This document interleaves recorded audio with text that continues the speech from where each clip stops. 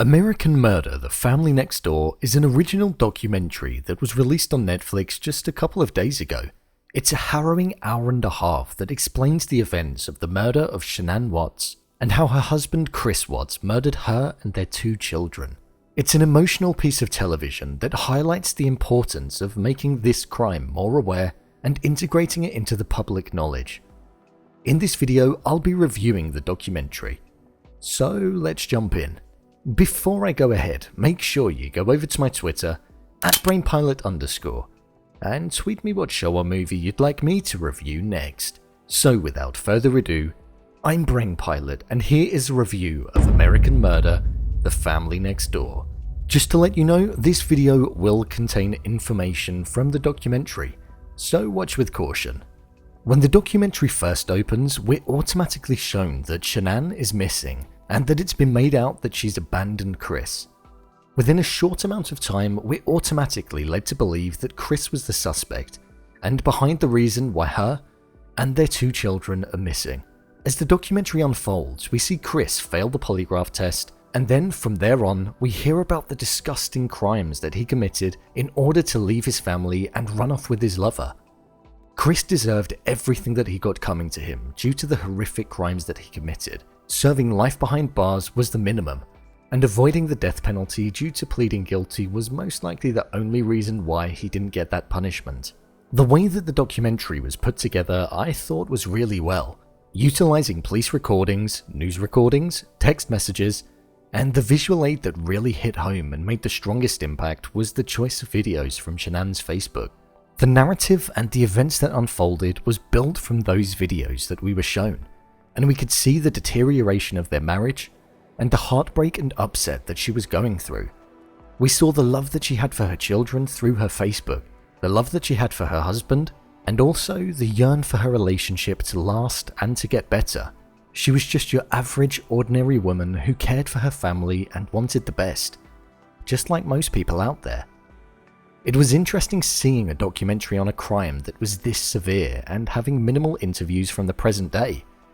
Most of the hour and a half that we were shown was based off of old archived footage and public footage from social media. I've not seen one like this before, but I quite liked it. To be honest, I preferred it. I feel like it told the story in a different way, and it actually felt like, sadly, you were watching the whole story unfold from weeks back. Rather than reconstructions and interviews in the present moment, this allowed you to follow the events in a way that felt natural. You'd see personal moments on Facebook, revelation moments on police video, and personal moments through text messages. You knew what you were going to get with each variation whenever it appeared, and I thought that was a touch that really brought the events to life. I thought the pacing of the documentary was really smooth. Documentaries like this tend to normally keep something hidden in order to land something powerful in the third act, and this one did. It was the revelation that Chris was cheating on Shanann and was planning on leaving her. Her fears that she had been texting her friend about had been confirmed, and it was a sad revelation. This then led us to find out what Chris had done and where Shanann and her 2 children were buried. As if the crime wasn't horrific enough, the way that Chris disposed of their bodies was absolutely disgusting. I'm always baffled when I hear the horrible way humans can treat others, especially people they claim to love and are actually a part of them. I'm quite glad they didn't go into full details, as I didn't feel it was necessary.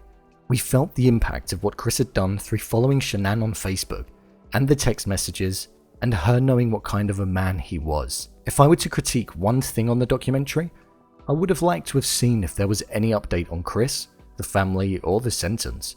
The events were from a couple of years ago, so it would have been good to have seen if there was any update of any kind. One powerful moment that I thought was extremely necessary to include, and surprised me to be honest, was the inclusion of the statistics that was shown at the end.